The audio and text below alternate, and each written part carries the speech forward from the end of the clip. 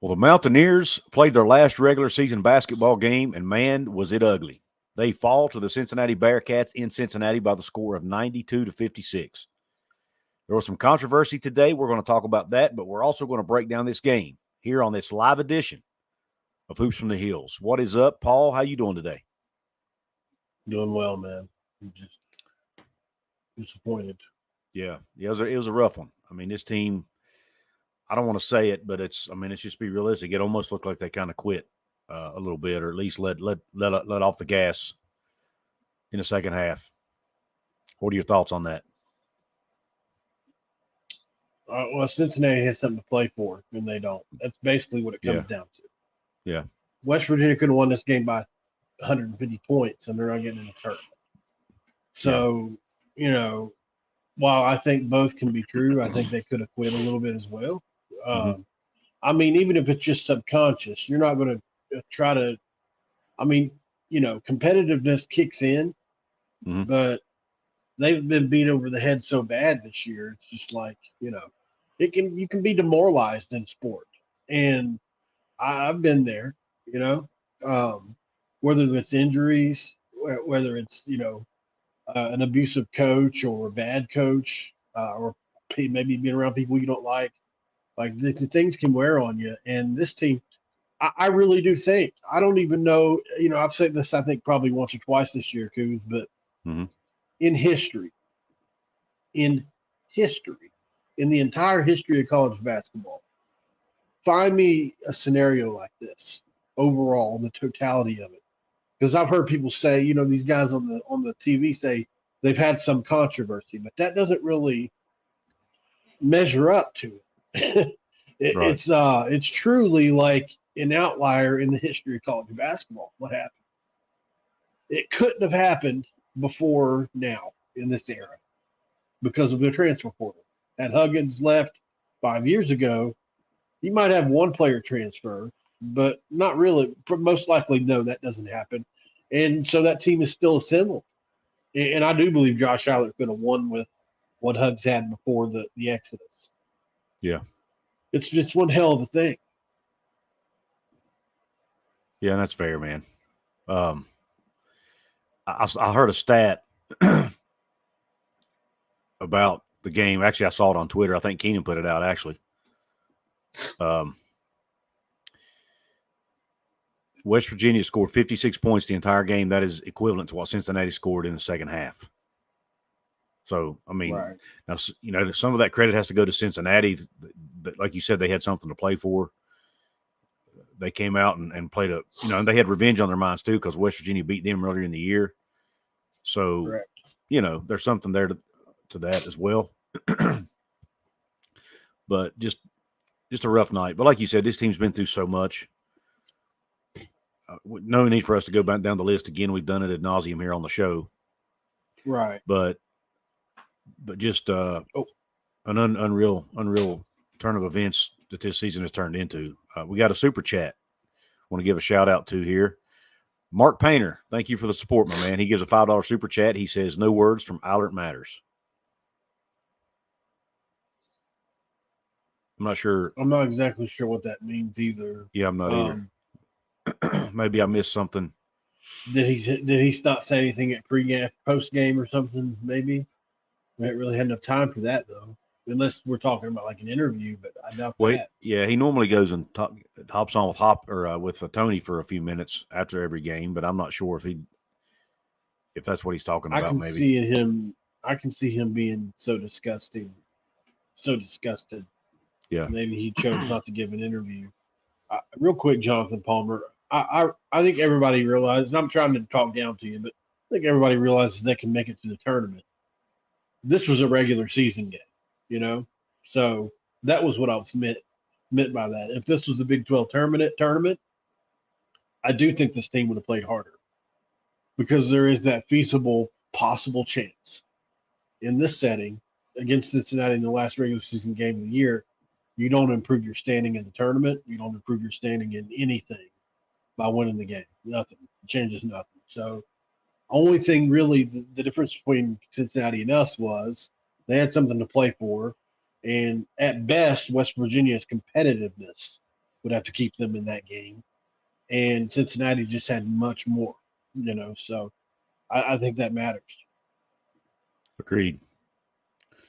Let's talk about some stats real quick. First off, we got to give a shout out to our sponsor before we forget, Paul. So let's do that real quick, guys. Let's do that real quick.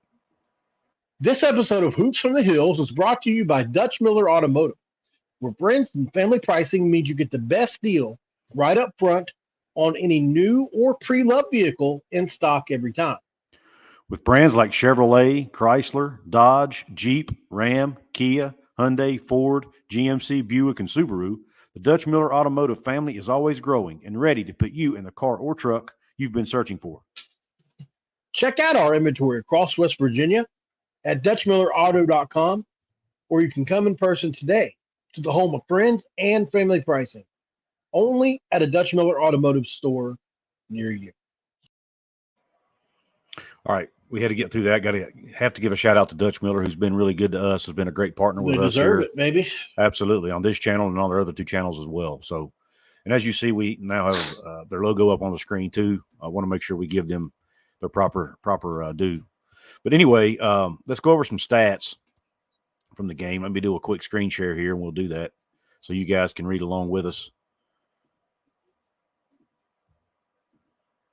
But here are the team stats from the game. It'll be ugly. Yeah, field goal percentage, Cincinnati almost shot 40 turnovers. 59%. West Virginia was 39%. Three-point percentage was 29. Now, Cincinnati didn't shoot it well from three, only 29.6%. With the West Virginia's 42. They each made 8 shots. Free throws, 6 of 10 for West Virginia, 12 of 16 for Cincinnati. Free throw percentage was 60 to 75. Again, West Virginia has not been shooting the ball well from the free throw line lately. Rebounds, look at that. 37 to 23 advantage Cincinnati, including 26 defensive rebounds. And then, so West Virginia just not doing a good job on the glass. Assists, 23 to 8 in favor of Cincinnati. Steals, 10 to 6 in favor of Cincinnati. Blocks, 5 to 3 Cincinnati. Turnovers, West Virginia turned it over 16 times to 9 for Cincinnati. And Cincinnati turned those 16 turnovers into 27 points. Huge difference in the game. They also had 17 fast break points and 48 points in the paint compared to 14. So just, man, Bandago had a night. Let's just put it that way. Bandago had a night. Speaking of that, he had 9 points. Well, not as much as I thought. I thought he had more than that, but he did also have 7 rebounds to go along with it. And then, but defensively, to me, is where he really made his presence known the most. He played did a really good job playing defense on Jesse down low. He held Jesse coming off a 36-point performance, 36 and 13 performance, had 8 and 4 tonight, or today. Mm-hmm. Leading scorer for Cincinnati was John Newman with 14. Lukosius had 12. And Reynolds came off the bench to put in 13. Oh, and Skillings Jr. off the bench. I didn't see him. He actually was leading scorer with 17. I forgot all about him. He had a heck of a game. 5 of 8 shooting, 6 of 8 from the free throw line. Also had 4 rebounds, a steal. So a really good game for Skillings. For Cincinnati. They even had the walk-on Long come in at the very last minute and style on us and profile on us with a 3. Yep. I don't know what I just did to my screen. The roof was coming off that. You just zoomed in. I don't know how I did it. It was an accident, and I don't know how to fix it. Just minimize it and get rid of it. Yeah. I don't know if that'll fix it. We got what we needed. Yeah. There were probably more stats to talk about, but I know with 4 minutes to go, West Virginia had 17 turnovers. So, I'm sure they probably came close to 20. I didn't see what they had 16 had off turnovers. It was 17. 16 turnovers and 27 points off turnovers. There it is. Yep. That's a huge difference in the game right there, right? Yeah. Trying to pull them back up, the individual stats. Because I do want to talk about, not a whole lot to talk about really, but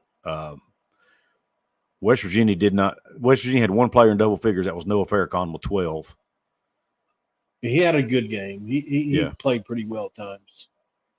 Kind of what I was hoping he would give us the whole year. was about what he did tonight. Like, we needed that from him every game, that 12 that he put in tonight. But I mean, really, at the end of the day, I think these guys are both good scorers, especially at the mid-major level. Seems like, especially in Raekwon's case, he's very similar to Slazinski, and also going back to Trey Mitchell, they don't have a handle, and in the Big 12, you've got to have a Jawan Staten type handle, or Javon Carter, or Dax, any of those guys you want to talk about. That you can't score in this league without a handle, like, consistently, unless you're a big. And Noah's got a pretty good handle, but his size, unfortunately, he gets down there amongst the trees and it just doesn't, Yeah. So unfortunately, I think that's why Raekwon didn't translate as much as we thought he was going to. He had games where he would blow, he would go off, but he was always making such difficult shots to do that. Right. And so it was you never saw Raekwon Battle making easy shots. And that's really what a true, go look at how Taz Sherman scored the ball. Even though they were playing good defense on him, that dude made it look really easy sometimes. And I think that's the big difference is Raekwon really had to fight for a lot of what he got. And the games he did explode, he's just such a good scorer that it overcame his inability to dribble. Yeah, agreed. Let's get to some of these comments here. Mark Painter says Allard has not taken responsibility at all. That's a tough one for me. Yeah, I'm not sure I agree with that, Mark. Totally. Again, I haven't watched every press conference, but one of the ones I have, he's it seems to me like he's, put a lot of it on himself and his staff. Randomly Savage says, everyone don't forget to hit the thumbs up button and show these guys some support. Thank you. Thank you, Randomly Savage. We appreciate you, man. Zach, we've talked about that in several videos. I mean, Mark Byington's name's getting thrown out there. We're hearing Dustin Kearns from Appalachian State is a name. I mean, obviously Dusty May. Dusty May is a name, yeah. Will Wade is out, I think, from everything I'm hearing. I don't think he's a candidate. Correct. That's unfortunate, but true. Maybe Chris Mack, Pat Kelsey, maybe, but I think he's a long shot as well. So those are just a few of your names that are popping up. Oh, McDermott is still Greg McDermott, a possibility, which would be the best hire at this point, considered, in my opinion, who's available. Cole respectfully disagrees with you about the play for stuff when you factor in NIL. He says he gets the point, but you're playing for your NIL package at the least every night. Huh? I guess he's saying when you said there was nothing to play for, I'm assuming is what he's talking about. They should at least be playing for their NIL money and trying to put something good out there. That's an assumption you're making. That's an assumption. Just because these dudes are getting paid, guys take nights off all the time in the NBA. I'm just saying, money. I mean, that was out of left field, really, compared to what I was talking about. Well, I think what he was, the way I interpreted Cole's comment, he can correct me or not, or tell me I was wrong. I think he was saying they should be playing for that. They should have enough pride in themselves to play hard. Right. I agree with that. Absolutely. Yeah, I think that's what I think that was his intent. But I could be wrong. Because the NIL deals, unfortunately, the way they're structured at this point in time is they actually don't get paid for playing. They get paid for, as you know, Couz, for doing media. They schedule events for them to go to. They may do a commercial, but the actual, I mean, yes, it is for playing, but they don't act like NBA players get paid for playing, and also they have deals they do on the side. Yeah. But as it stands right now, college athletes get paid because of the success they get from their playing, if that makes any sense. It's kind of a little bit backwards. Yeah. No, Cole, we agree. Yeah. It doesn't make it right, but it also doesn't mean they're not going to do it. I mean, they're young men. They're young 18, 19, 20, 21, 22, 23, 24 right. in today's case. Right. Year olds. And you get into semantics a little bit, right? Right around this level of it for me. Got Matthew Watkins in the house. He says, I feel like Allard has only taken responsibility through this whole season. It just can't all be on any one person. The coach can't make the players play, and the players can't make the coach good. Well said, Matthew. Right. And at the end of the day, it really all falls to one guy, in my opinion. Which brings us to our next conversation, and that's Bob Huggins. Bob Huggins showed up today at Cincinnati. Not a big shock. He's coached at both schools. Looked to be a guest of Cincinnati. He was not wearing Cincinnati gear, Scott. He had a shirt on that basically was Cincinnati colors, but it was not a Cincinnati shirt. It had actually his own Huggins' own logo, I guess, in the corner. The picture of him in the gold suit where he's doing this. It was not an outline, but basically a picture of that. That's interesting. I like that. I would actually think about buying one if I knew where to buy one. It's pretty cool. So kind of like how it's a silhouette is right? what I was trying to say. It's a silhouette of him. Okay. When he was wearing the gold suit. Right. That's a great idea, by the way. Mm-hmm. Tanner's Hugs with the branding. Yeah, Tanner Tracks Premier. Thank you for the $10 super chat. He says, "Thanks again, guys. Love the show and your loyalty to our ears." Hey, Tanner, we thank you, man. Appreciate you for your loyalty to us, man. That means a lot. It's been a tough year. And it looks like Tanner has his own show. If you guys want to go check it out, Tanner Tracks Premier. Thank you for the support, Tanner.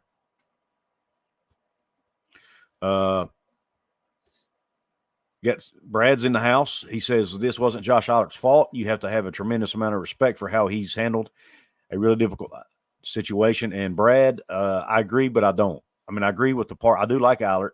I do agree it's not mainly his fault, and I do agree that it was a difficult situation. But you still have to put some of this on him at least. He was the head coach, and he didn't do enough to get these guys ready in a lot of these games. And there were games that they didn't seem motivated, things like that. And to me, that's on the head coach. But he also wasn't responsible for being thrown into that situation in the first place. So a little bit of, I kind of see both sides of that. Paul, what do you think? I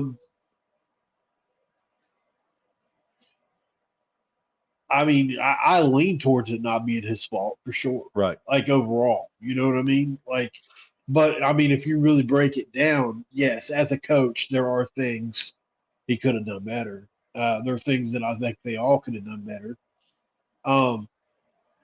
They just didn't have the horses really to field a good Big 12 team, and that's really what it comes down to. They had 2 or 3 really good individual players, and the rest were role players. And in the Big 12, that does not work. It might have worked at a lower level, but I mean, you saw how they performed against teams like even Bradford. So Josh was up against it, man. You know, yeah. He really was. Agreed. And you know, unfortunately, even though it's been beat to death, it falls to the feet of Bob Huggins too. And you know, I mean, we talked about that at nauseum as well. We don't really have to go in on it too much, but I don't think anybody can look at this season and say with confidence that Josh Allard's a great coach. And I don't think you can look at it and say he's not a great coach. I think that if you had Coach K coaching this team this year, the difference in wins may have been 5 more wins. Like, I mean, you're really squeezing blood from a tournament with what this team had to field as a squad. That's my true belief. Now, maybe if you stick with the original 5, the guys that were 4-4 after the first 8 games, maybe you turn them into something. You know, like there are certain things I wonder about with the lineup that he could have done differently. Like, you know, I keep bringing up the Israeli kid. What's his last name? Neve. I keep bringing Neve up. He had a double-digit scoring game 2 or 3 games in a row before all those guys got cleared, and was really making progress. Yes, he has a lot of growth to do, but I really thought he was playing pretty well. So there's, you know, it just doesn't make sense why he got benched basically the entire season. You can't redshirt in college basketball. And yet these other guys came to the court and really kind of laid an egg night after night. Some of them did. Noah Farrakhan, who I was really high on before the year, disappeared for several games. So I don't know. Yeah. Chiefs fan says people need to stop taking up for Josh Allen, especially the voice of Motown. Here's what I don't like, and that's the reason I wanted to read this comment. Yes, it's fair to critique Josh and criticize him for his coaching. That's fair. Absolutely fair. It's part of the job. But the personal attacks at Josh Allen that I've seen on social media time and time again are absolutely ludicrous.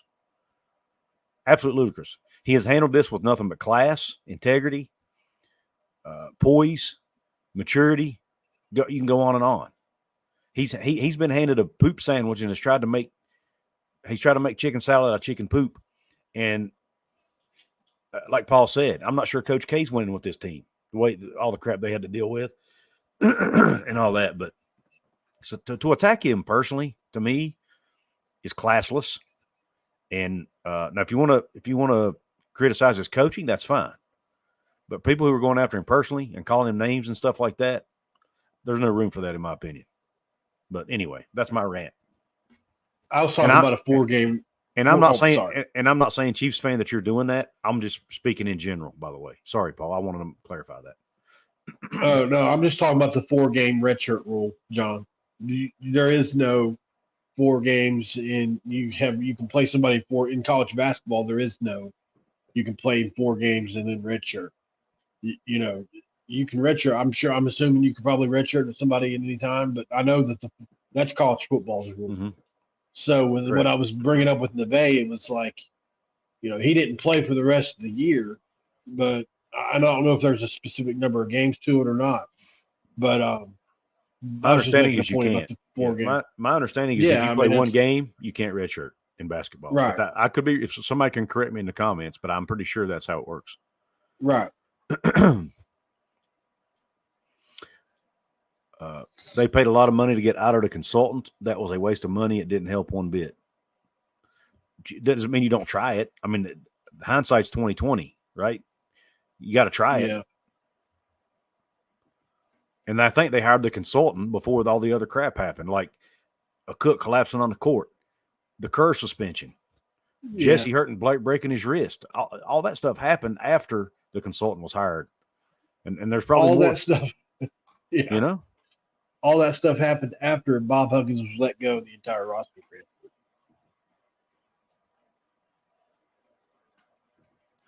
Better question is, why would a new coach want most of the guys with eligibility? And that's a fair question. I'm assuming he's talking about Ofrey and Bembry and those guys that are young. I think that's what he meant. Right. Luke says Allard is one of the finest men you'll ever meet. I really hope he gets another look at a starting job. I think he might get a shot at a lower level job, maybe, Luke, or something like that, so he can work, and which is fine, and let him work his way back up. And I hope one day he works his way back up into a Power 5 coach. I really do, because I do like Josh. He's a Mountaineer in my book. He was on Huggins' staff for 17 years. He was the interim head coach this year, or still is, I should say. And again, he's handled it gracefully, and he's earned every daggone cent he's made, probably. I mean, with the crap he's had to deal with. Again, has he made the right decisions at times? I'm sure there's times he hadn't. But he kind of got thrown to the wolves. So, people are going to make a lot of mistakes in that situation. Yeah. And look, here's another thing we have to consider anyway. Some guys are just high-level assistants, and that's what they're good at. Not everybody's a head coach. Even if you could be the best assistant, and not every assistant is Jerome Tang, who's a great head coach. Some assistants are Josh Allen, who's great assistants. Mm-hmm. So, I mean, at this point, I lean towards, based on what I've seen this year, he has a long way to go. I don't think he was ready for a head coaching job yet. That was pretty clear to me. He was just the best of what they had. Maybe you think DeMar Johnson may have been a better choice. I don't know. But he had such little experience. Ron Everhart, maybe. I don't know. Maybe Ron Everhart, but, they tried to go young and project, If Josh Allen hits us out of the park, then maybe. And let's be honest, I think they were also trying to keep a roster together so they could actually play the season. That too. That absolutely played a huge part. Yeah. I want to address a couple comments here. Anthony says, first off, I want to go back to the Hugs thing because I told our audience on X that we would be talking about that. Do you have a problem with Bob Huggins wearing Cincinnati red to the game, Paul? No, not at all. I think at the end of the day, everybody's done nothing but spit on his name for the last year and blame him for everything that happened, and deservedly so in a lot of cases. And so it would be hard for me to believe there wasn't just a little love lost. And so probably he wanted to go somewhere where he was accepted for a night. Like in Cincinnati, it was probably nice, you know. Like just last week, people were telling him he should have went on the court and greeted his players, and then the freaking university said, "Hey, well, yeah, you can do that, but we just won't let these players walk." Yeah. You know, so what do you guys expect? Those of you that think he shouldn't have wore those colors. At the end of the day, he grew up in Ohio. His dad's a legendary Ohio basketball coach. And as somebody who has lived in Ohio since 1997, I hate it. I hate Ohio. But I could see how somebody could also, like I have family members that love Ohio. So at the end of the day, man, you know, Hugs has lived in Ohio for a lot of years. He won a lot of games in Cincinnati. Went to a Final Four. Went to a Final Four there. Yeah. And Kenyon Martin was there. If you didn't notice, like a lot of his former players were there. I just don't have a problem with this. I don't either. It's not like, you know, I wouldn't even want to ask him, you know, I'm sure he chooses West Virginia over Cincinnati, but it's not a question I would want to ask him right now. Feelings, you're probably wrong. Yeah.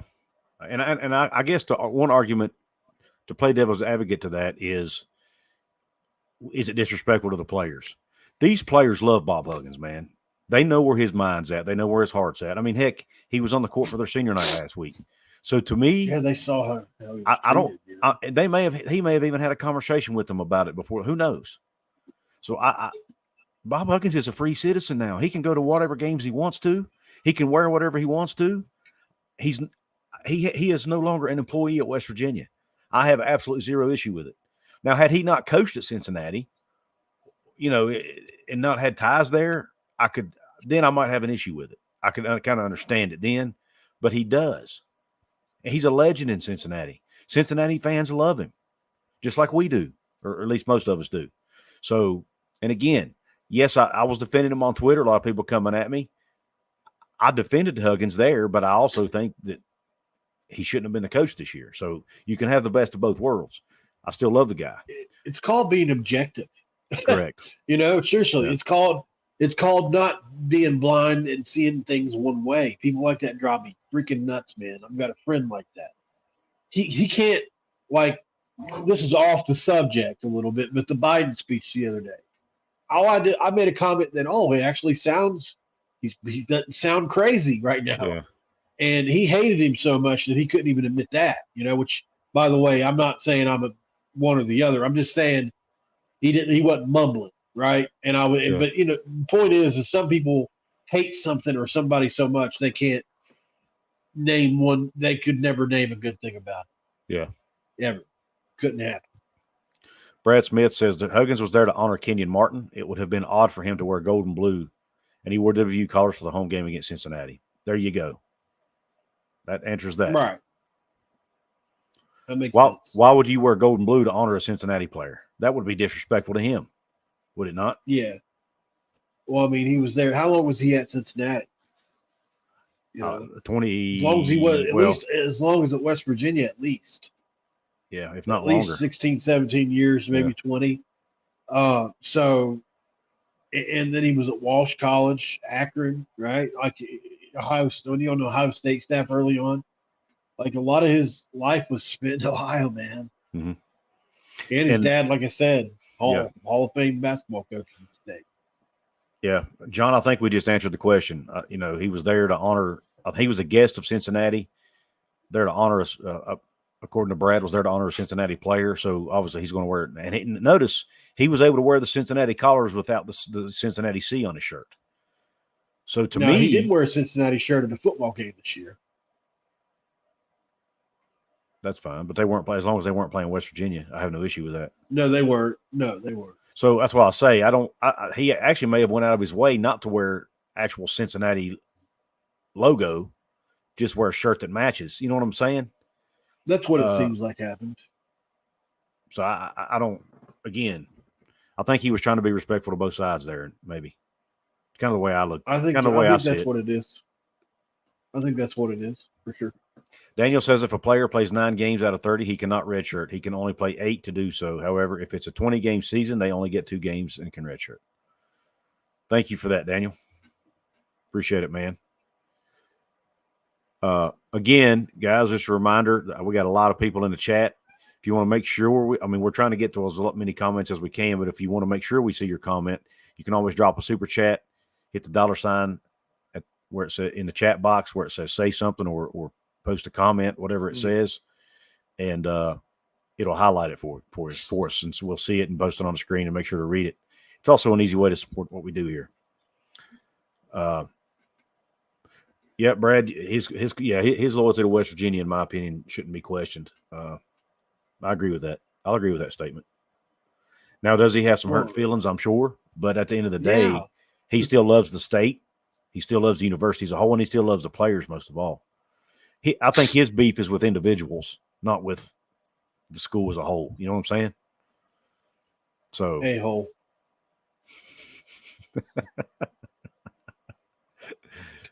Way to pick up on that, man.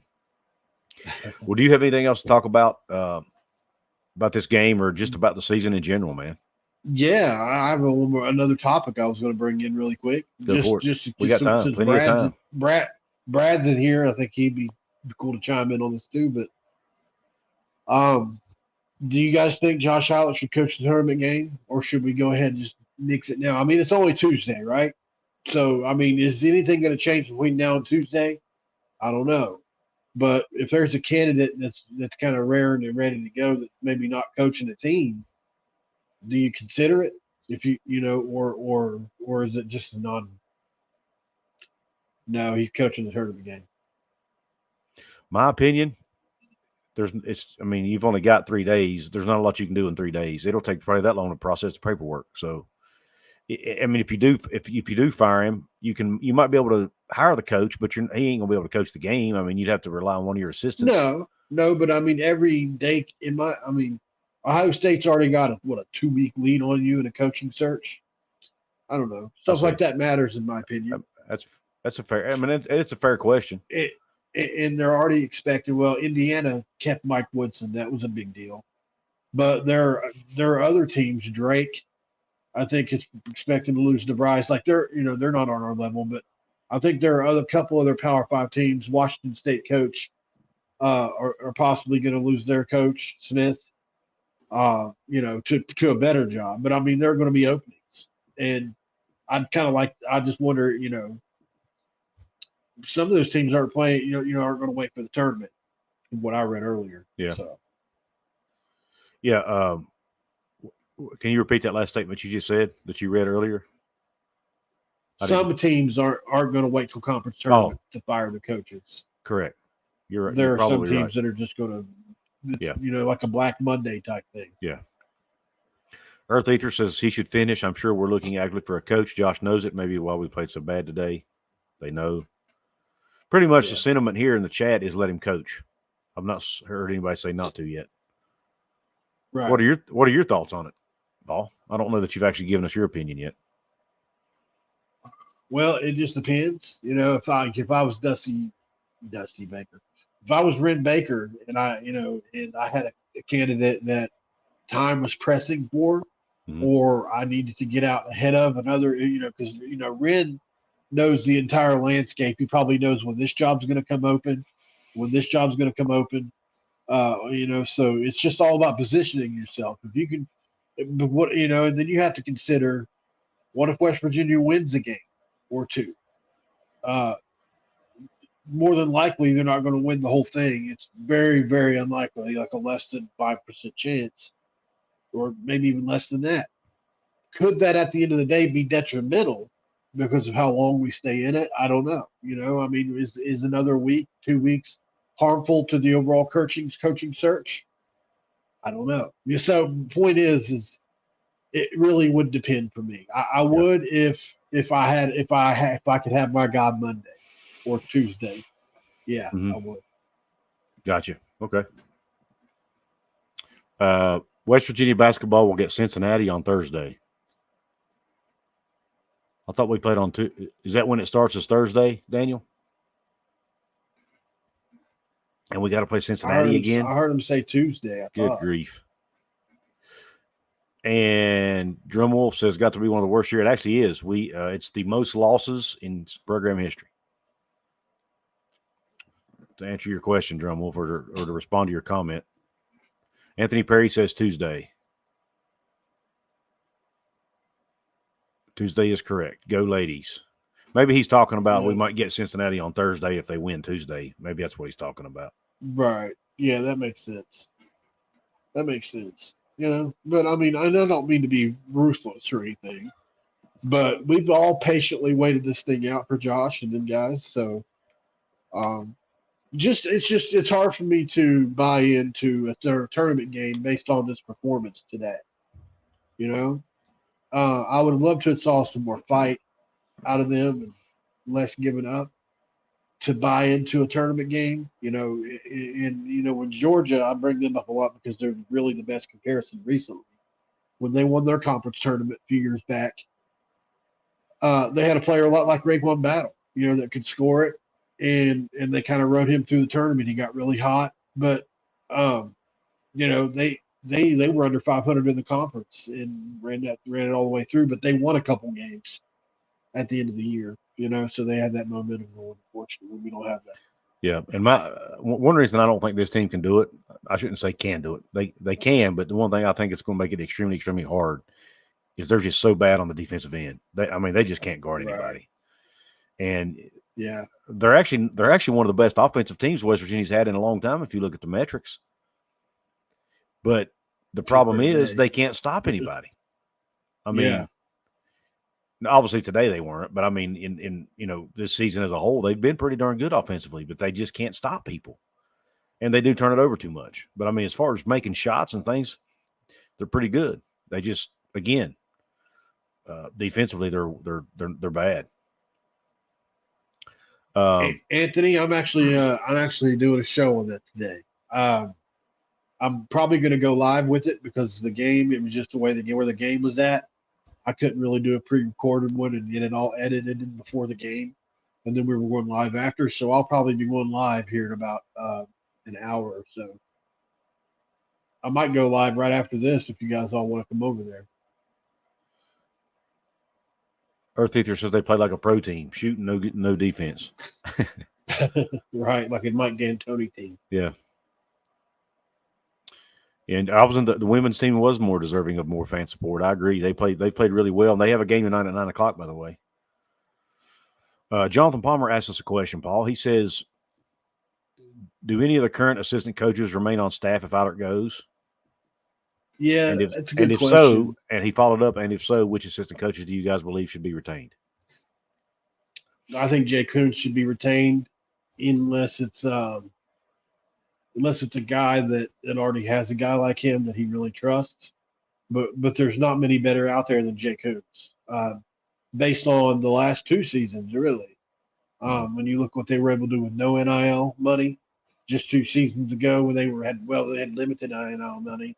That was when they got Stevenson and those guys. But what they did last year, unfortunately they didn't get to play with the full roster. But the complement, these guys that we play all year were supposed to complement the roster that was already here. It never happened. So I think Jay Couz would be a great GM for anybody. So he's a guy. And then I would keep Jordan McCain. If I were a coach coming in, I think he's a superstar. He and his wife both have several 100,000 followers on social media. It matters today.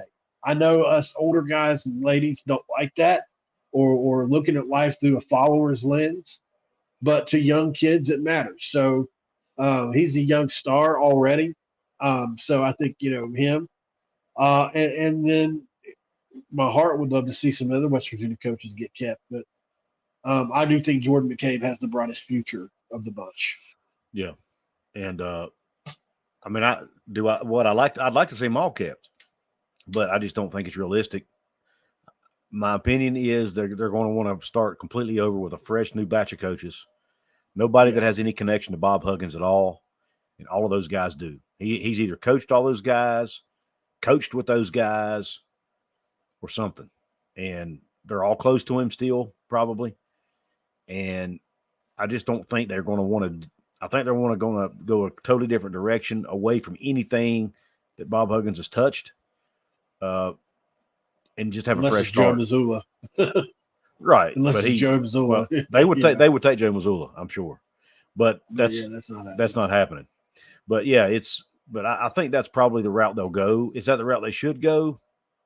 It probably so. I mean, again, I'd love to see some of those guys kept, but I just think to move forward and try to get all this mess behind you, you probably need to do that, Right.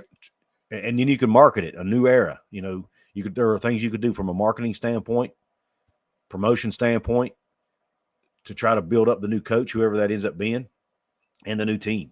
And I'm sure Ren's thinking about that too, because that's kind of what his expertise is anyway. But yeah, and hopefully they get it. I would like to see him get a coach that can coach really good defense, though, which I do think they're leaning towards doing that.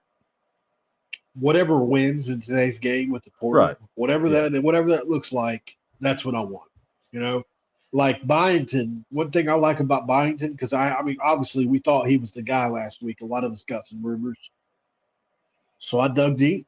And he has won 27 games this year, whatever it is they've won now, 25, 27 games with 5 transfers that start or play 20 minutes or more a game. That's a big deal to me. Yeah. 3 of those guys are starters. Heck, that's basically what we were dealing with, and think what he's been able to do. And so it tells me he knows how to work the portal. And what would he do with, and this is what my argument would be if he got the job as well. What would he do with a higher ceiling at West Virginia and more resources? Well, it would be exciting to possibly think about. Do I have guys I want before him? Absolutely. But that's the one thing I hang on to with the Byington hire is he's done so well in the portal. That makes me excited. Anthony Perry touched on that in the comments. He's actually nervous about it because he's basically winning with P5 talent at James Madison. But think about that, though, Anthony. They're all transfers. But Anthony's looking at that as a negative. But Anthony, he was able to get, think about this, he was able to get Power 5 guys to transfer to James Madison. So if he's able to get Power 5 talent at a lower level, imagine what he could do if he's at a Power 5 school with Power 5 resources, right? He could get even better talent. That's how I look at that. I look at that as a positive, actually. Yeah. Your points, I understand your point, but recruiting's half the job, if not more. Yeah, he did that. I see where he's going with it now. He's saying that, well, of course he's winning because he's got all this Power 5 talent. Well, they came for him, Right. They came to play and for him. That's something you can replicate, man. The recruiting the portal is a skill. And, at the end of the day, I don't know how he did it. Well, actually, I read an article. They hit on these guys, but these guys were all like second fiddle, third fiddle type guys at their Power 5 university. And so they just turned into finds. So it's another thing that's obviously scouting, and plugging people into their system, something they do well. Yep. Anthony Moots says defenses ingraining a player can get better, but you have to want to play defense as much as you want to play offense. Agreed. Yeah. That's agreed. Again, guys, got almost 100 people in here. Love the turnout. We appreciate you. If you're watching on Twitter or X, you want to see more of our content, be sure to go over to our YouTube channel, Hoops from the Hills. Check out our previous videos and previous live streams. Be sure to sub us up. Don't forget to follow us on X too if you're watching. And then like the video, hit the thumbs up button, subscribe to the channel, drop comments. Even if you're watching this on the replay, the likes and the comments still help with the algorithm. And if you want to donate to the show, you can do that by leaving yourself a super chat, all you have to do is hit that $sign at the bottom, right beside the comment box. Hit it, type your comment in, and hit send or whatever, and it'll highlight your comment for us, and we'll be sure to read it on the air. And it's also an easy way to just support what we're doing and help us keep the lights on and feed Paul's cats. Feed my cats. And my cats Absolutely. and dog as well. Absolutely. I wish we could do the cheer and the boo right now, because I'd go. And help me put 3 kids.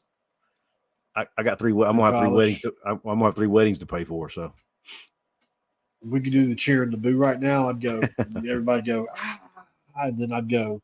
And everybody go, boo, boo. I actually bought one of those and took it back. A Drew Aller? No, a soundboard, a sound to make noises with. Not a Drew Aller, no. Pretty cheap. You guys check my video out on that.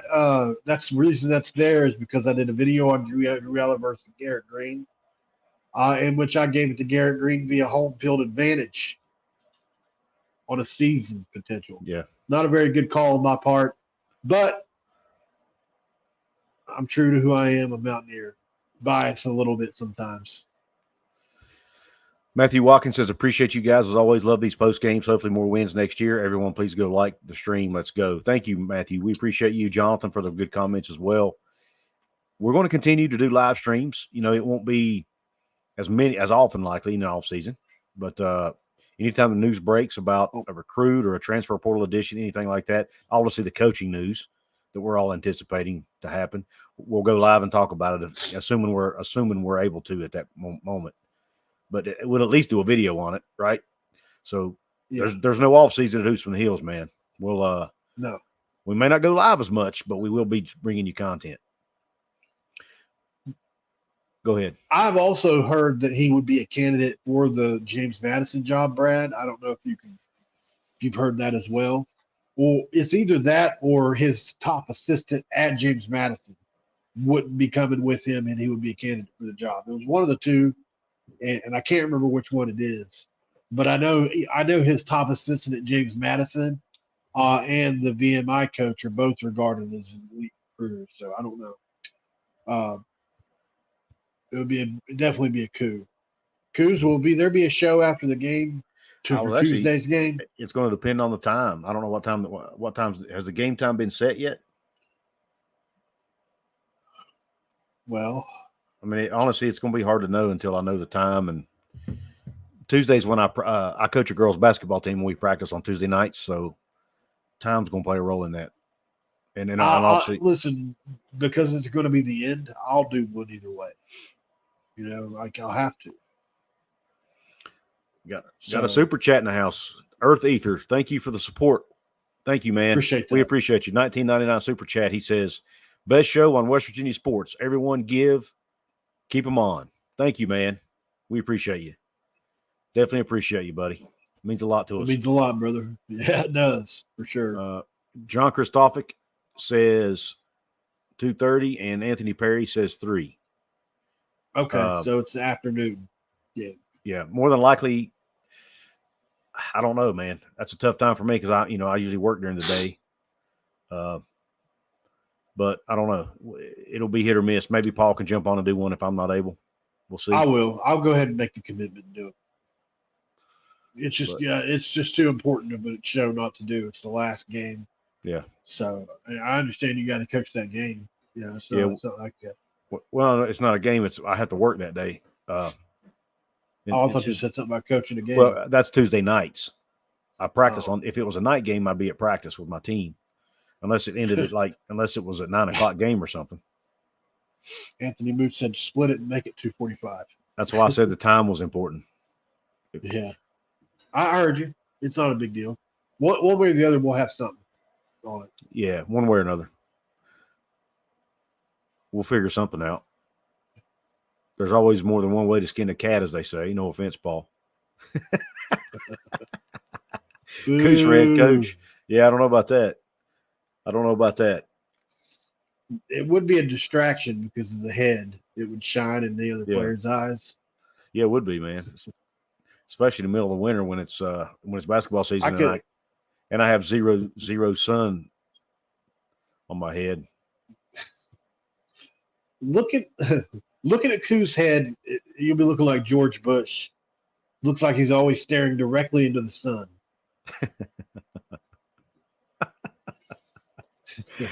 WVU Scott with a $9.99 super chat. He says, "Great show. Thank you, Scott. We appreciate you." Appreciate that, Scott. Man, it means a ton, brother. It does. It absolutely does, guys. The support is much appreciated. You ever heard the? Oh, sorry. I was going to say we couldn't do it without you. We can't. Couldn't do it without all you guys. Actually, the Frank Caliendo deal on George Bush. He said, "Why is it that George Bush always looks like he's staring directly into the sun, and then he does that face?" And then he said, and the other thing about George Bush is anytime he completes a sentence, he kind of gets this thing on his face where he goes, "And we will leave the world to peace." You know, like, oh, I did it. Yeah, Frank Caliendo's hilarious, man. Yeah, man. I love his stuff. Well, anyway, Paul, I don't really have anything else. Do you? I don't think so. Not that I can think of. Yep. Well, that's it. No, just kidding. We'll end up better than that. Paul does have a show coming up. I think he said later today where he's on his football channel where he's going to talk about. If you guys want to come over to Mountaineer Paul Talks Football, I'll jump on in the next 15 minutes. You know, that give if you guys are on got nothing else to do this evening, I'll go ahead and get over there. We'll talk about the Kirk Herbstreit, Pat McAfee NIL thing, which is a big story actually. And I'll just have to get the requisite info. It won't be as long as this, but I can definitely jump on for 20 or 30. So, and if it goes longer, if it does. But meet me over at Mountaineer Paul Talks Football, guys, and we'll talk about the Pat McAfee, Kirk Herbstreit NIL situation and some other stuff. And I'm gonna plug wait real quick. All of the writers over there at Couz'sCorner.com, we did a piece on we all gave Greenbreaker a grade on how well he's done so far since he's been here at West Virginia a little over a year now. So go to Couz'sCorner.com if you don't care and check out that new piece that's written. And if you're a West Virginia baseball fan, we've got a lot of baseball stuff over there too. Shanna, one of my writers, was able to go to the game yesterday, get some really cool pictures. She posted that in an article of its own as well. So let's go check that out, Couz'sCorner.com. But with that being said, guys, we are, we don't really have anything else to talk about. I think we've beat this game to death. Said all about all we can say about it. So in that case, 5:15. Go to Mountaineer Paul Talks Football at 5:15. Thank you, Brad.